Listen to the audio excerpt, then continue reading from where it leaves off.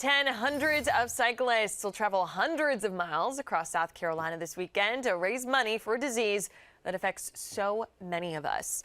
The ride to end Alz starts tomorrow morning in Simpsonville and ends Sunday in Mount Pleasant in the Lowcountry.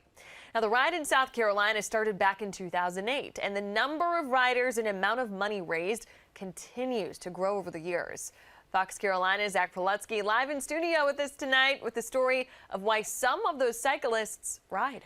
Well, Tori, can you believe to date around $5 million has been raised from this ride for Alzheimer's research and support, and that includes a record $750,000 just this year. Now, make no mistake, this is definitely a grueling 3-day ride, especially when you consider doing it in the South Carolina summer. But riders, they keep doing it year after year.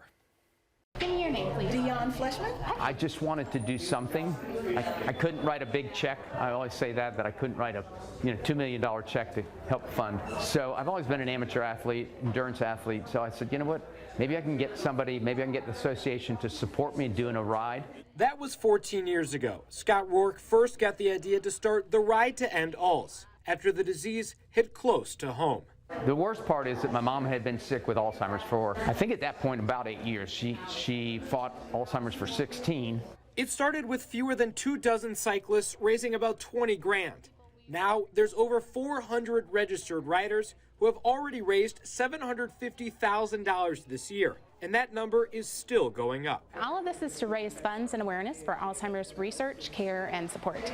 So our cyclists have been fundraising and training for many months. Over the years, people like Laura Hodges have joined the annual ride after her mom was also told she had Alzheimer's. My mother's worst fear was being diagnosed with Alzheimer's, which when she was diagnosed, she refused to believe it. And still to this day, 10 years later, she has no idea she has Alzheimer's. She just thinks she's old and forgetful. Laura was never into cycling, but when her mom Shirley got the diagnosis, she wanted a way to help.